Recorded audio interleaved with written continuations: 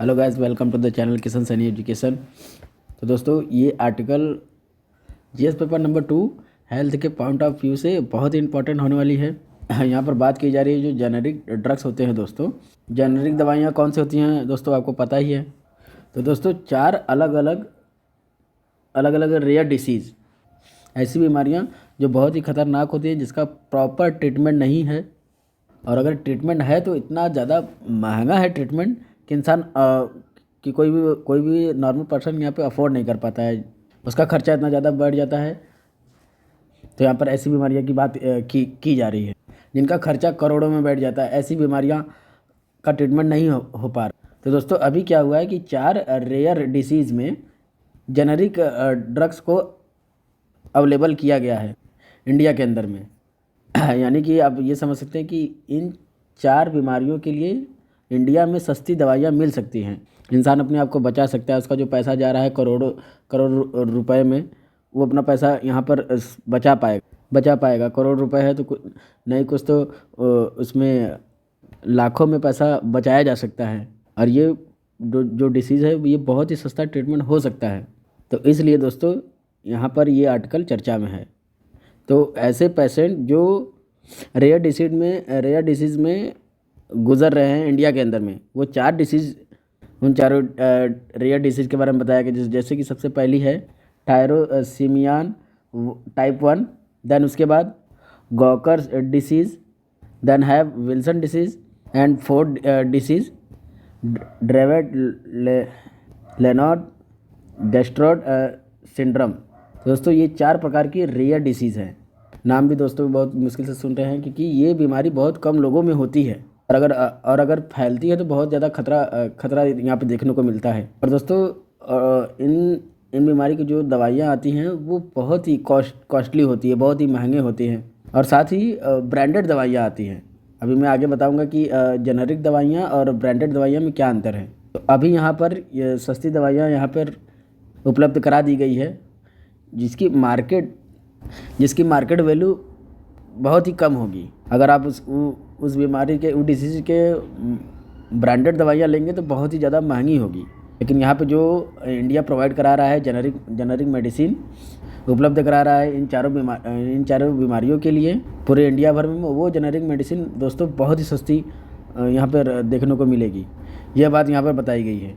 और दोस्तों, इतना ही नहीं, हमारे मंत्रालय ने यहाँ पर फोकस किया है कि कुछ और रेयर डिसीज़ के लिए हम अभी और सारी दवाइयों को यहाँ पर अवेलेबल कराएंगे। उसके ऊपर काम चल रहा है। जैसे और भी बीमारियाँ आपको यहाँ पर देखने को मिल जाती है। कुछ महीनों में यहाँ पर इनकी दवाइयाँ जो जेनरिक मेडिसिन है यहाँ सरकार के तरफ से यहाँ पर उपलब्ध करा दी जाएगी। इसका सबसे अच्छा फ़ायदा ये है कि जो लोगों का कॉस्ट आ रहा है, अगर आप क्योंकि दोस्तों आपको पता है कि कोई बीमार ही पड़ता है तो हॉस्पिटल में जाता है। हॉस्पिटल में घुसने के बाद जो बिल एकदम से बढ़ने लगता है, उसका कोई तोड़ नहीं है। और इसका एक स्पेशल फोकस ये है कि लोग यहाँ पर कॉस्ट को मेंटेन करके जो हेल्थ का कॉस्ट है, हेल्थ ले सकें। जहाँ पर करोड़ों का खर्चा आ रहा था, वहाँ पे अब लाखों का खर्चा आएगा। तो लोगों में एक आशा रहेगी कि यहाँ पर हम ट्रीटमेंट करा सकते हैं। क्योंकि बहुत सारे लोग ऐसे हैं कि पैसे को, क्योंकि बीमारी इतना ज़्यादा है कि लोगों के पास पैसा नहीं है तो वो ट्रीटमेंट नहीं कराते, तो वहाँ से वो हेल्थ उसकी नहीं सही हो पाती। तो इसी सब चीज़ को देखते हुए यहाँ पर इन डिसीज 4 जो डिसीज़ है उनको जेनरिक दवा उपलब्ध कराने की बात की जा रही है। उसके बाद दोस्तों, इंडिया में जो रेयर डिसीज़ के जो कंसर्न है, जो चिंता है, वो क्या है। तो दोस्तों, इंडिया में ऐसे ही कई सारे लोग, जैसे कि 8 से 10 करोड़ लोग केसेस देखने को मिल जाते हैं, ऐसा यहाँ पर मिनिस्ट्री ने बोला है। और इसमें से जो 8 से 10 करोड़ केसेस है रियर डिसीज़ के, इसमें से ज़्यादातर केस दोस्तों यहाँ पर है वो जेनेटिक है। और जेनेटिक का मतलब है कि अपने फैमिली से फैलते जा रहे हैं, यानी कि जीन्स जैसे उनके परिवार के हैं वो बीमारी यहाँ पर लगातार पीढ़ी दर पीढ़ी बढ़ती जा रही है, चलती हुई आ रही है। और ऐसी ही एक और बीमारी यहाँ पर फैलती हुई आ रही है, सिकल सेल जो डिसीज़ होती है। प्लस यहाँ पर बच्चों के लिए सिरप वगैरह तैयार किया जा रहा है, बच्चों के लिए टैबलेट के जगह पे।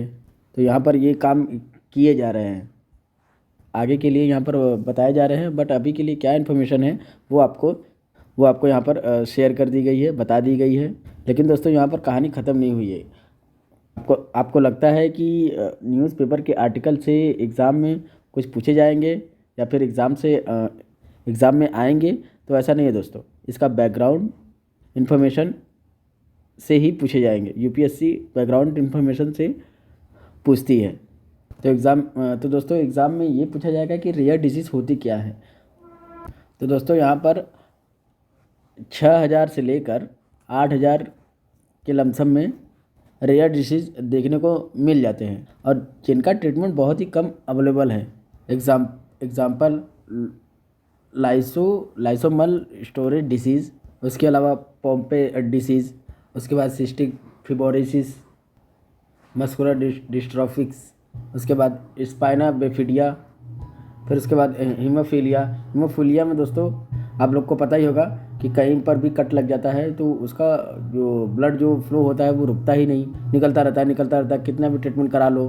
तो ये सब जो डिसीज़ है दोस्तों, ये सब कौन सी डिसीज़ है, वो सब रेयर डिसीज़ है। और दोस्तों 95% जो रेयर डिसीज़ है दोस्तों, उसका कोई अप्रूव्ड ट्रीटमेंट है ही नहीं। और यहाँ पर जो पेशेंट है, किसी 10 पेशेंट में से किसी एक को प्रॉपर ट्रीटमेंट मिल जाता है। अदरवाइज़ इसका ट्रीटमेंट इतना अच्छा उपलब्ध नहीं देखने को मिलेगा, जिसकी वजह से रेयर डिसीज़ की वजह से कई इंसानों की जान चली गई है। जैसा कि हम आपको बताएं कि इसमें से 80% डिसीज़ जेनेटिक है, जो जीन के बेसिक जीन से वो यहाँ पर ट्रांसफ़र होती है। और ये जो बीमारी है ये अलग अलग देशों में इनकी डेफिनेशन अलग अलग है। जैसे यहाँ पर बोला गया है कि 10,000 लोगों में से किसी एक को ये बीमारी हो गई है तो ये रेयर डिसीज़ है। कहीं कहीं पे बोला गया है कि 10,000 लोगों में से 6 लोगों पर ये बीमारी हो रही है तो ये रेयर डिसीज़ है, यानी कि बहुत कम से ये फैल रही है। तो अपने अपने देशों की अलग अलग डेफिनेशन है। ये जो रेयर डिसीज़ है दोस्तों, ये आप कह सकते हो कि जानलेवा होते हैं। कभी कभी बहुत ही सीरियस केस हो जाते हैं। कभी कभी यहाँ पे नॉर्मल होता है, इंसान ठीक कर लेता है, लेकिन ज़्यादा टाइम तक हम देखते हैं कि बहुत ही ज़्यादा ये सीरियस हो जाते हैं। और दोस्तों भारत के अंदर में लगभग 50 से लेकर 100 मिलियन के लोग ऐसे हैं जो रेयर डिसीज़ के डिसऑर्डर से यहाँ पर गुजर रहे हैं। ऐसा यहाँ पर कुछ अलग अलग जो रिपोर्ट है वो यहाँ पर हमको बताती है। और इसी सब को देखते हुए यहाँ पर एक पॉलिसी बनाई गई है, national policy for rare disease. तो यहाँ पर ministry of health of family welfare इस पूरे पॉलिसी को लॉन्च किया था साल 2021 में, ताकि इस प्रकार से जो रेयर डिसीज़ वाले जो पेशेंट हैं, मरीज़ हैं, उनका प्रॉपर ट्रीटमेंट हो सके। और इन पूरी पॉलिसी का मेन मकसद क्या है? इनका मेन मकसद ये है, देश के अंदर में जो रिसर्च है, तो हम अपने उन दवाइयों को प्रोड्यूस करें जिस प्रकार यहाँ पर जो रेयर डिसीज़ हो रही है, ताकि हम रेयर डिसीज़ से टैकल कर सकें। तो इसके ऊपर यहाँ पर कुछ ज़्यादा जोर ये पॉलिसी कर रही है। अपने देश को खुद यहाँ पर एक बलबूते पे यहाँ पर खड़ा कर पाना, प्लस यहाँ पर जो रेयर डिसीज़ के जो केसेस है उसको कम कर पाना।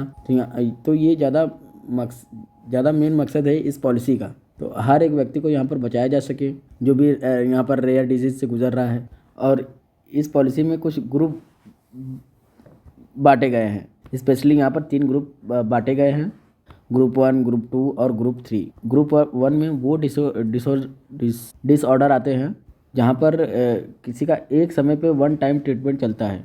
ग्रुप 2 में वो लोग आते हैं जिनको ज़िंदगी भर ट्रीटमेंट चलता है, लॉन्ग टर्म में। रेयर डिसीज़ में कुछ ऐसे ट्रीटमेंट होता है जो पूरी उनकी ज़िंदगी निकल जाती है, ट्रीटमेंट चलता रहता है। और ग्रुप 3 में वो बीमारियाँ आती है जिनका ट्रीटमेंट तो अवेलेबल है, लेकिन कहीं ना कहीं दोस्तों वो ट्रीटमेंट या तो ज़िंदगी भर चलेगा और या फिर वो बहुत ही ज़्यादा महंगा पड़ सकता है। तो दोस्तों इस तरीके से यहाँ पर 3 ग्रुप को बांटा गया है और इन तीनों ग्रुप को अलग अलग तरीके से फ़ायदे प्रोवाइड कराए जाते हैं यहाँ पर इस पॉलिसी के माध्यम से। जो भी व्यक्ति यहाँ पर ग्रुप 1 से गुजर रहे हैं उनको यहाँ पर फाइनेंशियल सपोर्ट दिया जाता है, पैसों का सपोर्ट मिलता है 20 लाख रुपये तक का, एक स्कीम के माध्यम से जिसका नाम है राष्ट्रीय आरोग्य निधि। राष्ट्रीय आरोग्य निधि दोस्तों क्या करती है, यह पैसों का सपोर्ट देता है इन पेशेंट को, स्पेशली जो बिलो पॉवर्टी लाइन है, जो गरीबी रेखा के नीचे आते हैं, सफ़र कर रहे हैं बहुत ज़्यादा, तो यहाँ पर दोस्तों उनको इस तरीके से यहाँ सपोर्ट मिल जाता है हमारे हॉस्पिटल के माध्यम से इस पर्टिकुलर स्कीम के तहत। तो यहाँ पर जिनको भी ये फाइनेंशियल असिस्टेंट मिल रहा है, जो सपोर्ट मिल रहा है, ऐसा नहीं है कि केवल वो बिलो पॉवर्टी लाइन में के नीचे वालों को ही मिल सके। इसको और थोड़ा एक्सटेंड कर दिया है, काफ़ी और लोगों को ट्रीटमेंट प्रोवाइड कराना शुरू कर दिया गया है। उसके बाद कुछ अल्टरनेट फंडिंग यहाँ पर प्रोवाइड की गई है, specially voluntary crowd funding treatment. क्या है ये एक डिजिटल प्लेटफॉर्म यहाँ पर सेटअप किया गया है। वहाँ पर आप कह सकते हो कि कुछ कंट्रीब्यूशन लिया जाता है। बड़ी बड़ी जो कंपनीज़ हैं वो यहाँ पर डोनेट कर देती हैं, कुछ अमाउंट डोनेट कर देती है। यहाँ इंडिविजुअल कंट्रीब्यूशन भी दिया जाता है, और वो जो पैसे इकट्ठा होता है उस पैसे से यहाँ पर दोस्तों